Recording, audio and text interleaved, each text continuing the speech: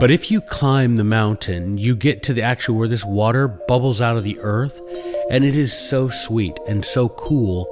And you end up having an experience that is so sublime that it transcends your little picnic next to the stream. You are listening to And If Love Remains, a unique show spotlighting people, ideas, science, culture, and art. Your host, Mike Lovett.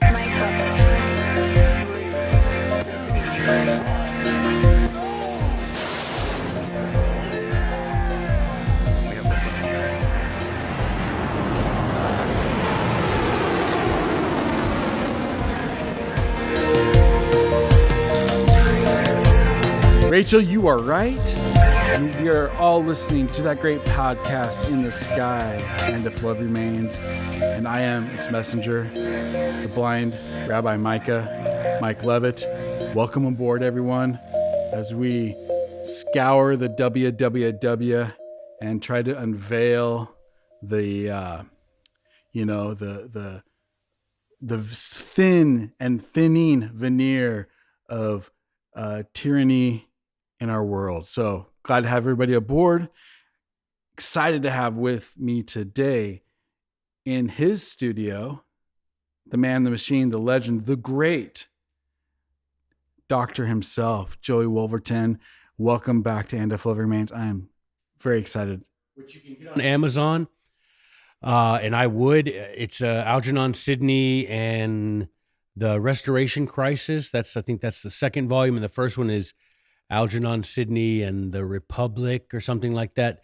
Jonathan Scott, traditional spelling of both those names, and Algernon Sidney. If you put that in the search bar at Amazon or any of your like Abe books or any of your used book stuff, you'll come up with it. I would probably buy it used because buying it new through I think it's published by Cambridge, but buying it new is crazy spendy. Yeah. But as I said in the video, I support buying the crazy spendy versions because, he's an academic, he's a professor. And so the money he gets from his books is much appreciated. Speaking as someone who was an academic and made most of his living from book sales, I know that he would appreciate that. And gosh, his insights were incredible. And we've talked about Algernon, Colonel Sidney on the show before several times because I know he's one of your great heroes. There was several parts of that interview that I loved. One of which was the acknowledgement that you've had, but also that he reinforced was that one of the primary reasons why Algernon Sidney became such a force in the American in the thinking of the American Revolution was not just because of what he wrote, which was vital, but also how he lived and how he died. And I think it's important that we, in a way, tie those acts together, because it just adds so much gravitas to what he said. He put his life not just on the line, but he died for his principles. Yeah, that's one thing that the ancients used to preach is, you living well is one thing, but you've also got an obligation to die well. Like the Spartans saying about come home with your shield or on it. You either are victorious on the battlefield or you die trying. And that was Colonel Sidney's idea. But of course and as Dr. Scott in the interview made really apparent, which I was so grateful for his illumination on this, was for Algernon Sidney, his primum mobile was his obligation as a Christian. Something, I remember when I introduced my wife to discourses concerning government for the first time, it is laden with scriptural references and with examples taken from primarily the Hebrew Bible, the Old Testament, but the New Testament as well. And for Colonel Sidney, his obligation as a Christian to not only to love his neighbor by warning his neighbor, but also to stand for the principles of individual liberty he, in his estimation and in mine as well, the atonement of Jesus Christ was the ultimate sacrifice to vouchsafe the right of individual liberty, agency for mankind. And so on the scaffold, as you know, when he gave his speech to the sheriff there to be read later, he says, he's like, I trust that God will accept this sacrifice that I'm making, and I know that he looks favorably upon those who sacrifice for the freedom of others, right? Because Jesus, his sacrifice did very little for himself, but Right. did everything for us. And so it's important to remember that of all the influences that we talked about in the interview, the overwhelmingly to Sidney important influence was that of his religious obligations. Mm-hmm. Yeah, I think, and that obviously that was passed through to the next generation. One of the things you talk about in your book, the Founder's Recipe, and one of the things I think people who buy that book and read it would find interesting is of the writings of the founding fathers. You point out, one of the most prominent are not these secular philosophers, or not even the Algernon Sidneys and these kind of guys who pronounced liberty and were those people, but actually were people like the Apostle Paul. Yeah, I mean, these men, you had someone like John Adams who said, when you look to the fathers, and he was speaking of those, the Pilgrim Fathers, and even in Jamestown, he said the principles that they used to form their government were the principles of the Bible. And you can't deny that. You can say what you want about the degrees of piety among the founding fathers, but to say that they weren't men who recognized and who were not influenced by the Bible is ignorance, because to a man, they could all quote the Bible, and not just as window dressing. They understood its relevance to their own time. And the founding fathers, of course, you have, when you study the history of the founding, the period, the colonial period just prior to the War for Independence, the predominance of the influence of the pulpit is inescapable, because they took it upon themselves as an obligation to propound principles of the gospel that they felt were relevant to the colony's attitude toward the tyranny from London. And so, yeah, you get I would say a predominance, and if you look at the sheer numbers, a predominance of scriptural reference in the years preceding the War for Independence. After that, of course, it declines, because you have an independent country looking more toward the actual day-to-day governance, right, as opposed to the principles upon which that government should be founded. And thus you see a decline also in references to Algernon Sidney, to Montesquieu, to people like that, because now we're looking more at guidance for the actual governing of a confederation, as opposed to the principles upon which that government should be based. Unfortunately, in the minutia, those principles get lost.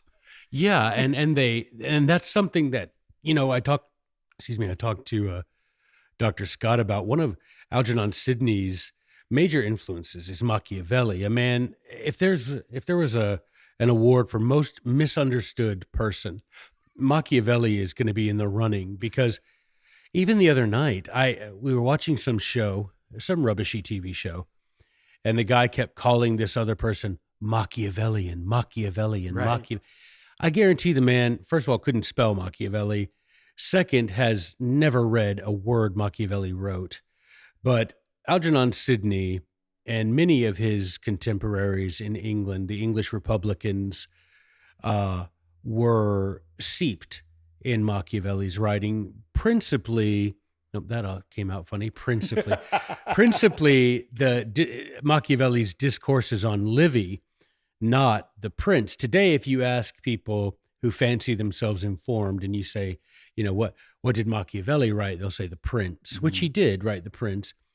But the work that was most influential, not only on Sidney and his contemporaries, but on our founding fathers, by far, was Machiavelli's discourses on Livy. So Machiavelli basically read Livy and then wrote what he understood from Livy. It's sort of his commonplace book while he was reading Livy. And Algernon Sidney drew so much of his inspiration from Machiavelli, and so did people like James Harrington and John Milton and other contemporary Republicans. But something Harrington said, and just paraphrasing Machiavelli, talking about these principles, he said that if you find your commonwealth drifting away from the principles upon which it was founded, then what you need is a generation of young men who are taught those principles again. They will draw the commonwealth back to that foundation, and he says your commonwealth would be eternal. And that's Machiavelli said that, and then Harrington sort of put it in a little different way, but that's what we need. And that is my reason for living, not exaggerating in the least. My reason for living is to help build that generation of young people who are educated on the principles upon which our Commonwealth was founded, and with the hope that they can draw it back to those principles. Right. And when you read these people, I think you have to, let me say this. People need to be able to think critically and need to be able to think logically when they read even the Bible. And the reason I say it that way is because, no matter, you mentioned the pulpit, for example, and how important, I think there was a time when the churches properly stood as a pillar against tyranny, right? Like it was like that was one of the stated purposes of the church. Absolutely. And they you think about the foundation of the church, and you had Christ himself recommending that you sell your cloak and buy a sword. He knew what was coming. And Algernon in Discourses says, we look to these, as he calls them, pagans and barbarians, and the way they defended themselves, the Spartans, for example, and the Romans. He said, but we as Christians, we should be as noteworthy for our armed and vigorous defense of liberty as were the Spartans or the Romans. We should do that. There's nothing in the gospel of Christ that forbids us from making a vigorous and armed defense of the liberty that God gave us. And so, I don't know if you know Paul Blair. He used to play for the Chicago Bears, and now he's a pastor and has a church down in Oklahoma. And something he said to me the other day, that he has a camp for other pastors to try and teach them these principles, and he's a really great guy. He said that he says he'll have a lot of pushback from people and say, we oughtn't talk about this stuff in church. Mm-hmm. And he says the thing that he tells them is, okay, I want you to list on a piece of paper the areas of life, the parts of your life over which Christ is not Lord. And those are the areas we won't talk about in church. And of course, there isn't one. Right. And so politics, principles of government, the vigorous defense, and to be honest, Mike, not just the armed defense, but the educated defense Right. of liberty. There's such a dearth of understanding, even among so-called conservatives and constitutionalists. I'm, wasting and wearing out my life trying to push back and help people understand and appreciate by the foundational principles of our country, by showing them those things, not just by advocating them with my own voice, but by saying, look, read these Right. things. And this is, I think, a problem, both in the church and secularly, which is, if, we can be told, or, we can be told what's in the book, but until we actually read the book, until we actually understand what's in the book, we can't come to a decision of what we believe about the book. And so whether that's the Bible, whether that's the Constitution, you can listen to a million professors tell you how the Constitution is a living document, about how the Declaration of Independence really doesn't apply, to us today, how the Articles of Confederation was a weak and terrible document, about anything about our history. You can hear 1,000 professors say these things, but until you actually read what they wrote, until you actually, the amazing things that you read when you read a Patrick Henry speech, or you read Trenchard Gordon, you read these people and you actually come to your own decision, just like reading the Bible. Like, the preacher can tell you all he can tell you, but when you read the book, and if that doesn't match up with the preacher, you can go, hey, I can make my own decision about what God's word means. Well, not only can you, but you should. Right. And that's the thing. I feel such genuine sadness when we have extraordinary access to all the things that our founding fathers, not only what they wrote, but what they read. We can go on the Founders Archive online and put in the name Algernon Sidney, and find thousands of references that they made to him. We can put in the name Machiavelli. We can put in the name John Trenchard and Thomas Gordon. We can do this. And we can read those things, we don't need to drink downstream, Mike, Right. but we're so content to. Because, yes, I understand that it's like one of my favorite places in Utah. There's a spring, it's called Cascade Springs, and you have to climb up to this thing, right? Down at the bottom, the spring, as it winds its way down the hill, down the mountain, makes a lovely stream, and there's places to have picnics, and it's very pretty, very pretty. And there's little wooden bridges, little wooden footbridges and everything. And it's great. But if you climb the mountain, you get to the actual where this water bubbles out of the earth, and it is so sweet and so cool, and it's worth the trip. And you end up having an experience that so sublime that it transcends your little picnic next to the stream. Right. Because you realize this stuff is bubbling out of the earth, and I'm putting it in my mouth, and it's sweet and cool. And I tell you, Mike, and but listeners, if y'all will just do that, do like I did, when I started this journey was, Dr. Vetterli saying, look at the index of the Federalist Papers. And I did that, but, also I had that experience of looking at one of the Federalist Papers, and it referenced the Abbé de Mobley, I remember, and asking my professor, who's the Abbé de Mobley? And he's like, I have no idea. He's name checked in the Federalist. Okay. You can go read what he said. And guess what? You read what he said, your mind is blown. Yeah. This is an 18th century French Republican with a small r, personal friend of John Adams and Thomas Jefferson. And the things he wrote in letters, his observations of America, reveal to you the intended structure of this confederation of republics. But that's just one example. Right. But people, we just glide over it. Well, and I want to give people maybe a different example, because I think people can relate to this.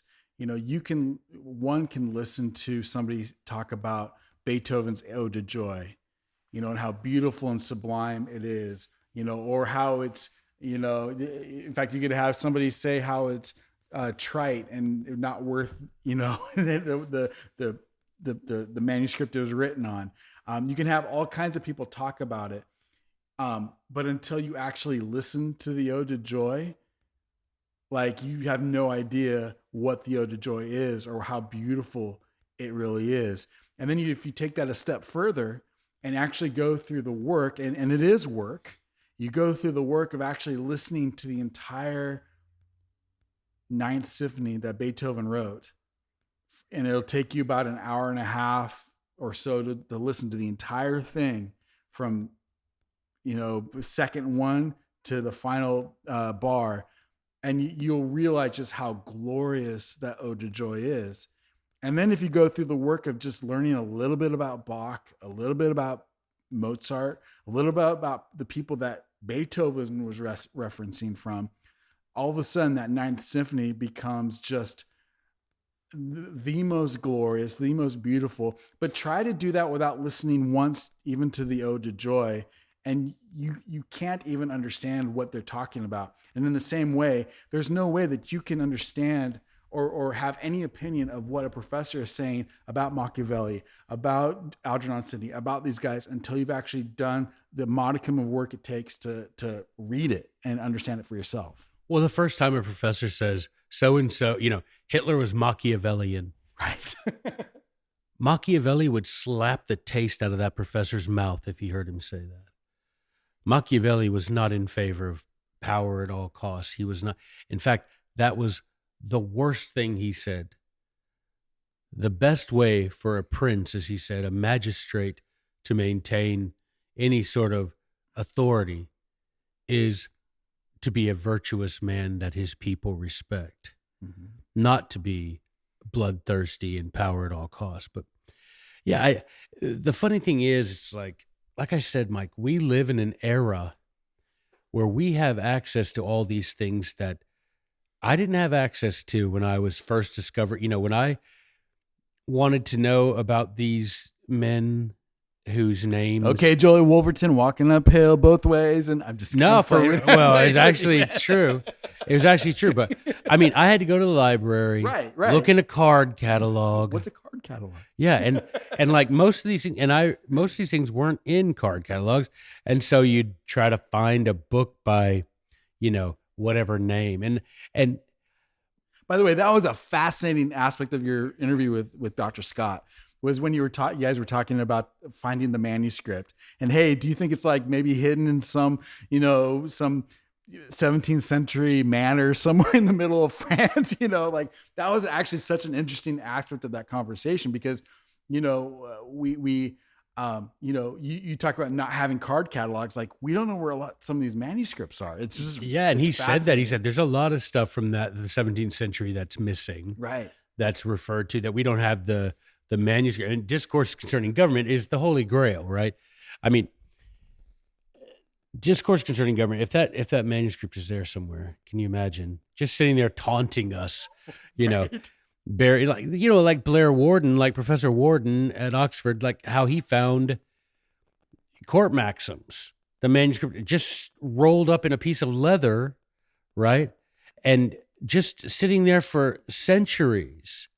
And then you're just like, oh, I wonder what this is. Oh my goodness. Wow. So somewhere, and he, like Professor Scott said, it's 50-50. It could have been destroyed by the printer, the publisher, who a good chance that he did, but there's also a chance that it made it out. But that whole story about how and why it was published when it was fascinating too. Like, listen, at some point, Joey's going to release that interview. You gotta listen. Yeah, it'll to be that. later today. I'm so definitely good. going to get it set up to release. Yeah, it's put so it on good. my Worth Teacher it. of Liberty on YouTube. If you go to Teacher of Liberty on YouTube. But Mike, here's the thing, and this is what gets me every time. And I know I'm a broken record, but it's a record that needs to be listened to. We have access today that no other generation had, man. So I'm sitting here holding a copy of just the regular mass market paperback Signet version of the Federalist paper. The exact same, it's been years, but the same edition that I had in 1987 sitting in Richard Vetterli's office at BYU. And the index hasn't changed. And you just think about, if you really, really, really, like how the Savior said that, we should befriend the Constitution. Mm-hmm. Well, if you're someone's friend, don't you know something about them? Right. I mean, me and you, we've taken road trips. Yeah. We've got stoned. No, we haven't. We haven't really got stoned. We broke together. bread. We broke bread. We didn't get stoned. But you know what I'm saying? You spend time with them. You get to know what kind of food do they like, what kind of music they listen to, that kind of stuff. Well, I think if you're going to befriend the Constitution, you got to fine. It's one thing to read it, which I'm going to come out and say right now. I'm going to say the silent part out loud. Most conservatives have not read the Constitution. Yep. And when they say they have, they're lying. Yep. Because when I ask them questions about it, they come off with something from the Declaration of Independence or something straight out of their own head or something from a Supreme Court decision. Most of them haven't read it. Then you'll get that group that says they've read the Federalist. They're also lying. Okay? I'm sorry, but y'all are lying. And it's fine. I'm going to call you out. I'm going to call you out only because I'm calling you out because I want you to do better, man. Right. We can fix this. If we can do like Machiavelli and James Harrington said, if we can get this generation of people to become once again familiar with the principles on which you're founded. So I'm sitting here with this book, Mike, and if you were just to go through the index and just stop at a name, that you didn't recognize, and you're just going through and you're just like William Blackstone. Well, you see here, he's referenced 3 times in the Federalist Papers. Okay. And I would challenge people, find out why. And then you keep going down, and I'm going to just look at the next name that we find. Like name, I'm talking about like name of an individual, not like other things that we might not know anything about, like Greek confederacies and stuff, but just names of individuals. Let's see, who's the next individual we got? This is good radio right here. Yeah, man. I'm this digging is it. good radio. Let's see. I'm just looking for someone's name. He's being very specific, looking for somebody that we might know. No, I'm just looking for a name just to say, okay, Hugo Grotius. Hugo Grotius. Mentioned in the Federalist Papers. What do you know about? Why was he mentioned? Because you think of the thousands and thousands of people that these men read. Right. You got 2 already. I've just turned a few pages. You got, and I've skipped some, I'm sure, by just going quickly. Blackstone and Grotius. What do you know about those 2 guys? Next up, David Hume. Mentioned in the Federal. What do you know about David Hume? What can you tell me about what he's written? Let's see. And even taking, I think even if you took those names and just did a Google search, like did nothing more than look at nothing more than a first Google thing. search. Okay, here's the Abbé de Mobley that I was talking about before. Yeah. What do you know about what he wrote? Montesquieu. What do you know? Yes, many of you've heard his name, but do you know why he's mentioned what he wrote? Let's see. Samuel Pufendorf. Who I always... On the same page as Plutarch and Plato. Now you're going to say, Plato, I know you don't. But read Plato. Plutarch. Why is Plutarch mentioned? What do they talk about? What are they mentioning Plutarch for? Who's Samuel Pufendorf? Yeah. Why are they mentioning him? And like you say, Polybius. Who's Polybius? What did he write? Why are the founding fathers mentioning him in this Federalist Papers that were written as letters to the editor? These aren't scholarly dissertations, y'all.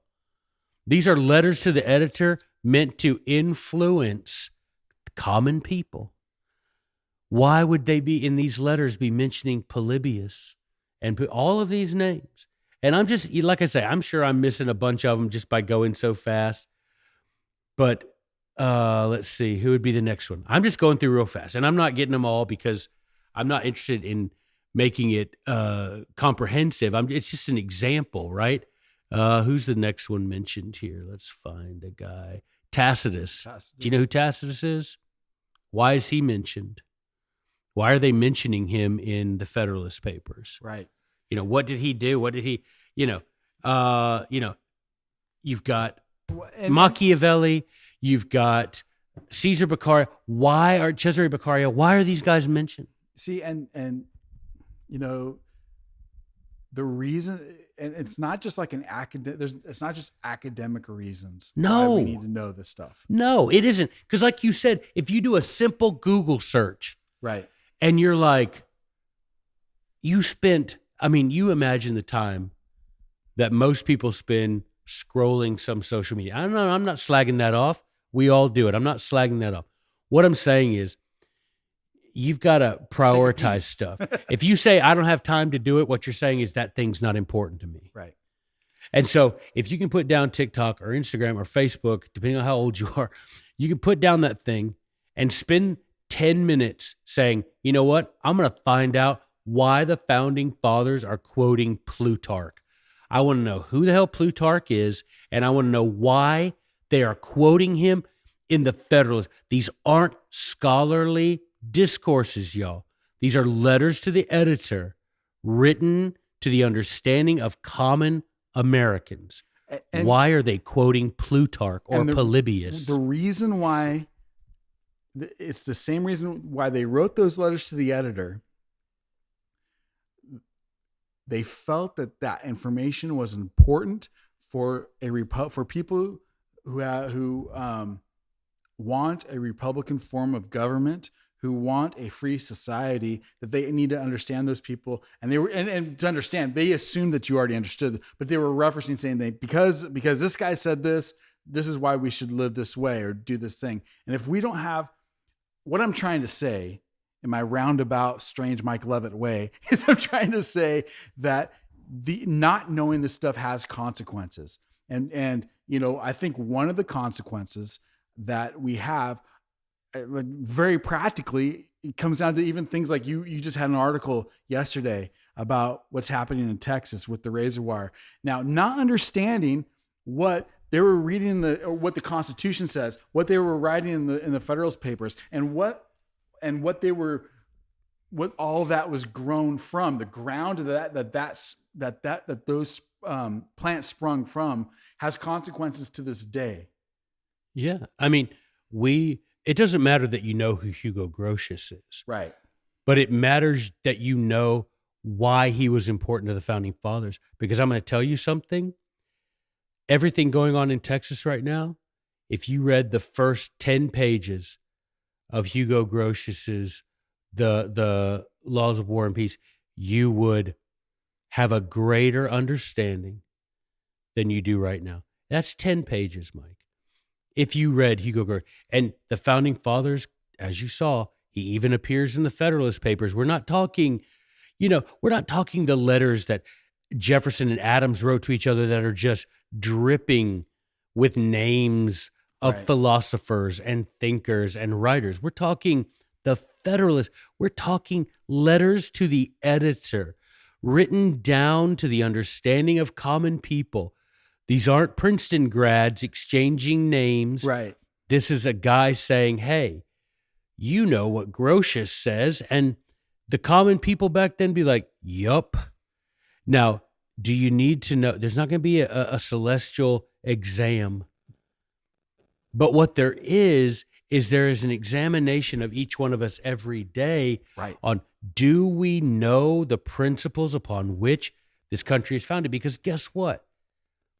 If you're fighting for something that you think is the Constitution, but it isn't, you're fighting against the Constitution. That's right. Whether you like it or not. Now, Pufendorf has a great essay in his book, The Whole Duty of Man. He has a great essay where he says there's voluntary ignorance and involuntary ignorance. Involuntary ignorance is like you don't know, and you don't have a way to know. Voluntary ignorance is you could know, but you choose not to. So he's like, you're going to be held accountable for that. Now, Pufendorf says you'll be held accountable to God for refusing to use this ability that he gave you to use your intellect, to use the time that he's given you to educate yourself on these principles, because he says they're eternal, they're natural. Well, you can say something as simple as, do you know how many times I hear people say, we're a republic, not a democracy? Right. No, we're not. You ain't going to find the word democracy in the Constitution. Well, you ain't going to find the word republic either. I'm sorry. It's right. That's absolutely true. And people are like, we're supposed to be a republic. No, we're not. Right. Genius. We're not. Read the bloody document. Right. First of all, it says the only reference is that the United States shall guarantee to each state a republican form of government. What does that mean? What is a republican? You don't know. Don't know. You're just saying it because it sounds conservative. It sounds the opposite of the bad guys. And I get that. We want to sound the opposite of the bad guys, but we need to be better than the bad guys. We need to be able to back up the things we say. We need to be able to sound authoritative because we are authoritative. Right. There is power. There is power in antiquity. There is power in these names. You get and you say, it is like Hugo Grotius said. It is like Samuel Pufendorf said. It is as Algernon. I'm telling you, I've been putting out to my bosses at JBS, I send out these quotations from Sidney that I'm putting in my book. I mean, this guy, if you don't love Algernon Sidney, I don't love you. Because this man came correct with his stuff. You know, even mentioning the I word, insurrection. He's like, right. Why would an insurrection be bad if you're being ruled by a tyrant? Wouldn't insurrection be good? Yeah. Absolutely. I mean, and then you got Grotius last night. I put a big old chunk of Grotius in it where Grotius says, well, you as a Christian are a soldier in any war where you are required to protect the innocent. Mm-hmm. Well, that's what you're doing in Texas. You can put that shiny patina of politics, but I'm going to be that little fingernail of truth. The fact is, there are innocent people being affected by the federal policies down there. And whether you consider it an invasion or not, you have an obligation to protect the innocent as a Christian. That's right. And you stand down there and you do that. I don't care about Governor Abbott. I don't care about Kim Paxton. I don't care about Joe Biden. They could all, as Jefferson said, be sunk to the bottom of the ocean, and I wouldn't blink and wouldn't care. But what I do care about is, do I have an obligation to protect the innocent insofar as I am able? Yes, right. You do. Big old chunk of Grotius saying that kind of stuff. That's, you see, garbage in, garbage out. Well, really good philosophy in, really good philosophy out.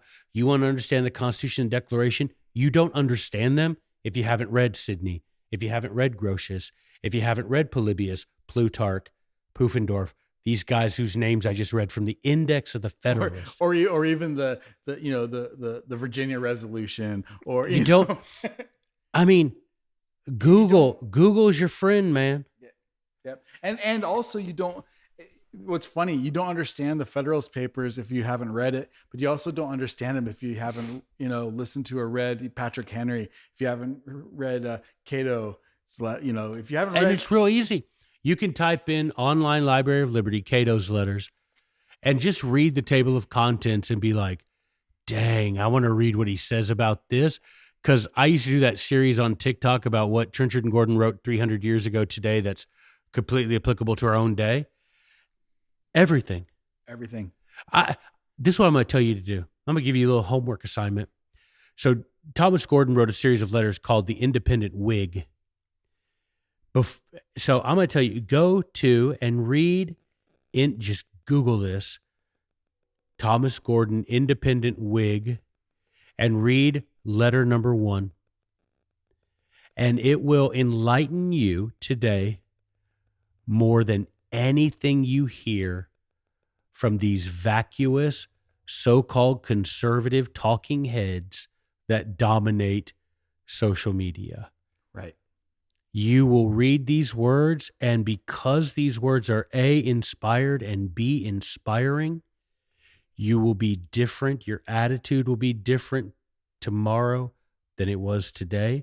And you will have a new understanding of what the battle really is.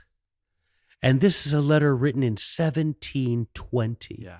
I haven't read it, so I'm going to. I will take on that homework assignment today. Take it on. Take on me, in the immortal words of Morton Hart. Take on me. Take on me. Take me on. I'll be gone in a day or two. I can't do it, man. That's wonderful. But I think, and what's funny, So needless to say, is I'm odds and ends. But no, I shouldn't. I shouldn't quote the immortal aha. In the immortal words of Morton Harkett, take on me. Take me on. For I'll be gone in a day or two. And then you'll wish you've taken me on.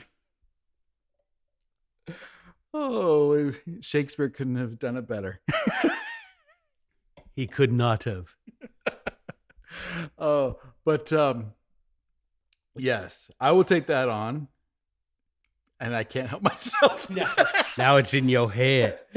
You know what? Just like in the immortal words of Dolores O'Riordan, it's in your head. Zombie. Zombie. In your head. Zombie. Oh, I wish I could play the straight man right now because that's really funny. With their tanks and their bombs. Their bombs. And their guns. Oh. They're still fighting. Are they? Are they? They're still fighting in your head, Mike. Michael, you know they're still fighting in your head. With their tanks and their bombs. With their bomb tank. And their guns. Oh, man. Yes. All right. So, yeah, we got our homework assignment from Professor. I never give homework, but I'm just going to tell you, man. Do yourselves look, it's like with anything, man. Excuses or decisions. Mm-hmm. It all comes down. All things are one great compound. Isn't that amazing? Yes how that or works no, out? black or white. Do it or don't. But it's the eternal law of the harvest. It's the eternal law of the harvest. That's exactly right. It's like what I tell my piano students. I'm sorry your grandmother died. I'm sorry you weren't able to practice. And I literally mean that in the deepest, sincerest way. However, it does not change the fact that you're no better today than you were last week. Oof. You heard it here. Mike Levitt doesn't care if your grandma dies. That's exactly what I said. Oh, your grandma's dead? Yeah, well. Well, so you should have worn a mask. You should have worn a mask. I guess you shouldn't have mouthed off on January 6th. Right. But, yeah. R.I.P. Grandma. No, I think, but that's what I'm talking about. Like the consequences are deep. And like, for example, I'm sure you saw the big hoorah with Carrie Lake getting bribed but like, does that surprise you at all? Well, it doesn't surprise me. First of all, she wasn't bribed. Okay, bribe right. is a word with a definition, and she wasn't bribed. But does it surprise me that I'm shocked that people are shocked? Right? Like, isn't this like a daily I think it sounded almost, like Leave It to Beaver level corruption. Right. Hey, Wally, I'll give you a quarter if you don't run for class president, Wally. But don't tell anybody. Don't tell anyone. Don't tell anyone. No, Beav, you can't buy me, Beav. I'm going to run for class president. But gee, Wally, people will think you're really what did they say back then? I don't know. You're really a square, Wally, if you run for president. Right. No, Beav, you can't afford, that's the level of corruption. Because you've got, Mike, come on now. Come on now. The stuff the Biden crime syndicate has done Oh, right. makes offering $30 million to Carrie Lake seem straight out of Mayberry, man. It's true. It's true. And the point is, like, it gives you, when you read the stuff that you're telling us to read, like, it makes it clear, like, what's happening, and it makes it like, dude, you become a prophet because Right, you're like, right. oh, it's all happened before, and here's how it happened. But to make it clear, I'm not telling you to read this, man. I'm just saying, if you claim to be a friend of the Constitution, if you claim to be someone who wants the Constitution followed, if you claim to be someone who reveres the Founding Fathers, then, do more than draw nigh unto it with your lips. right. Do more than, have podcasts by fill in the blank, vacuous, empty-headed, conservative pundit, and spend that time today reading something the Founding Fathers read. That's the thing. With so many, when it comes to conservatives, with your lips you draw nigh unto the principles of Republican government, but with your time you are far from it. Come on, do a little bit of the heavy lifting. It's time we stop eating the fruit of trees we didn't plant, drinking the water from wells we didn't dig. We haven't even taken the time to prune the trees or keep the well clean.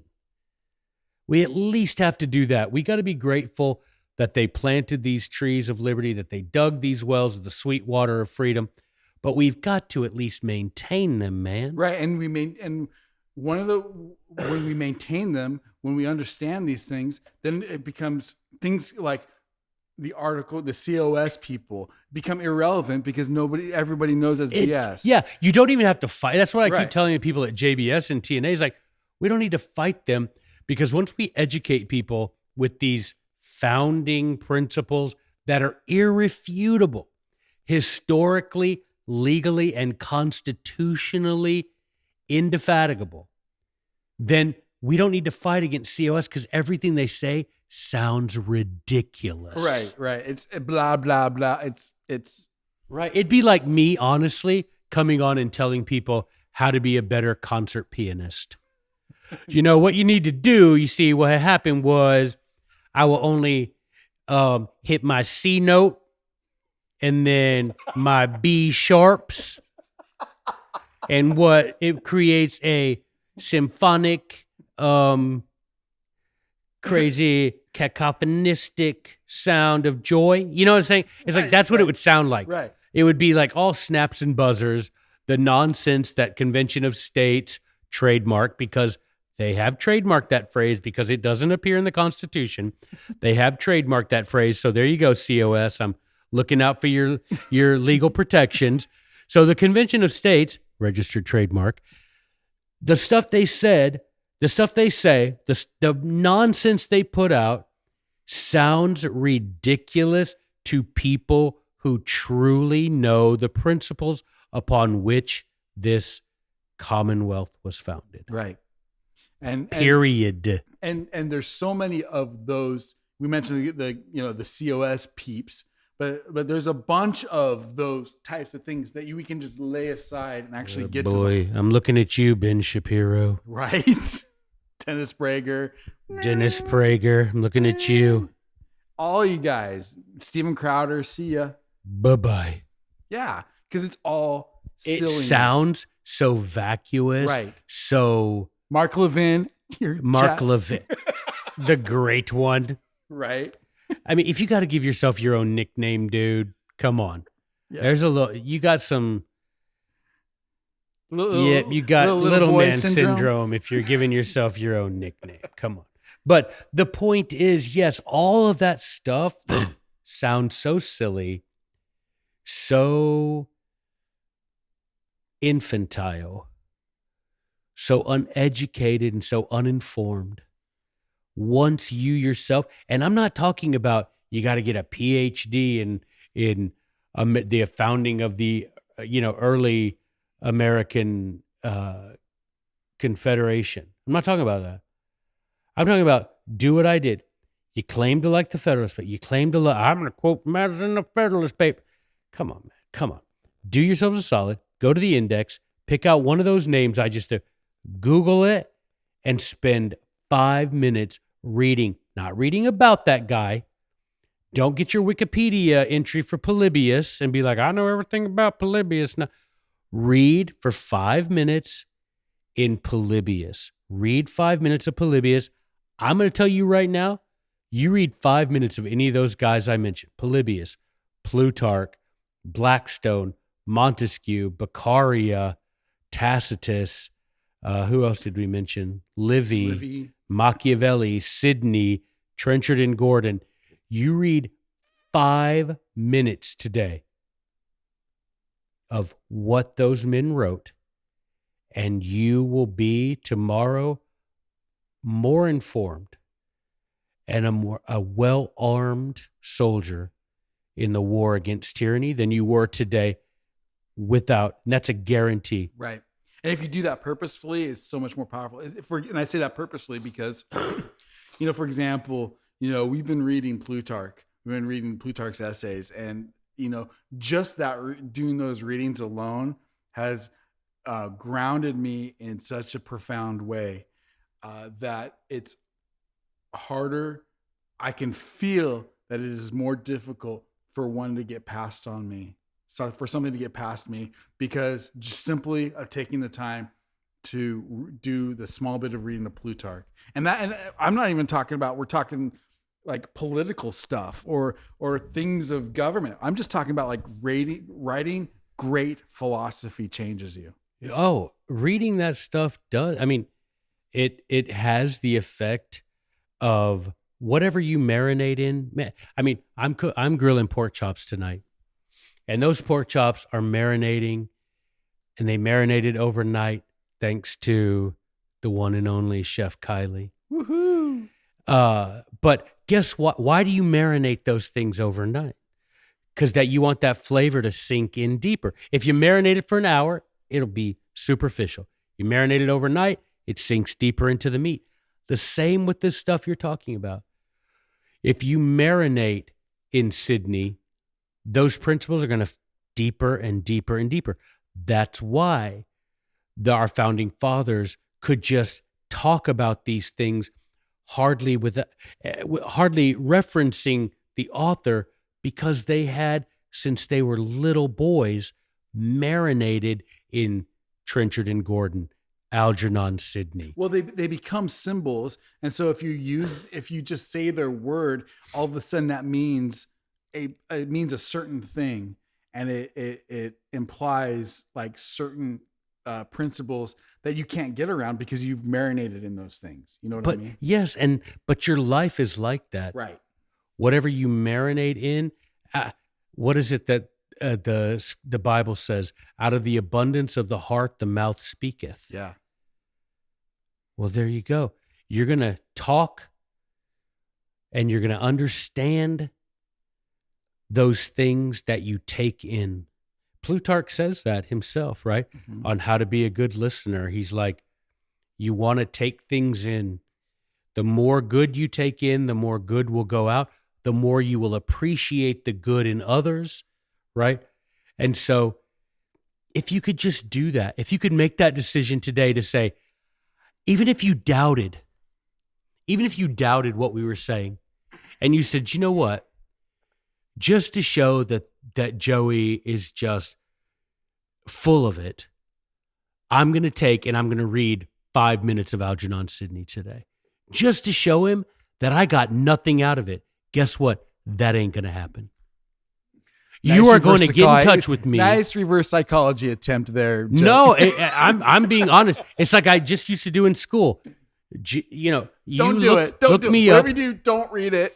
Yeah, look me. Yeah, you know how they say, like, this is a book that a man got his head cut off for. You don't want to read it, but no, you do. And what's going to happen is you're going to look me up on the socials, and you're going to hit me with things saying, you know what, I got so tired of hearing you say it. I thought I was going to do it just to refute you, and I read it, and my eyes have been opened. I'm talking 5, and dude, what's going to happen is that 5 minutes is going to turn into an hour. Right. because you're going to be like, I don't want to stop reading this because I've never read anything that inspires me and illuminates my understanding more than this does. Right. Period. And that's without knowing his life. And then when you realize what he did with his life, and you're like, whoa. Well, when you realize that he dude. sealed his testimony with his blood, you're like, well, that guy meant what he said. Right. That's a lot different. It's a lot different. I mean, you think about the Savior. If he'd been standing there with Pontius Pilate and he's like, look, man, if you just go home to Nazareth and chill, we can just end all this. If Jesus had been like, you know what? That's a good point, man. Let's condemn Barabbas. That's a good point. No one would know his name. And the same with Algernon Sidney. If he'd been there in the Tower of London and Charles II would have said, look, bro, you can go home and just chill. Just shut up for a while. Chill. I mean, because he was 60 years old. And he's like, if you just chill, go to your big old house down in southern England and just chill. I'll let you go. If Algernon Sidney said, you know what? Cool. And Charles had said, but, we're also not going to publish this book. And he'd have been like, that's fine, dude. No one would know him.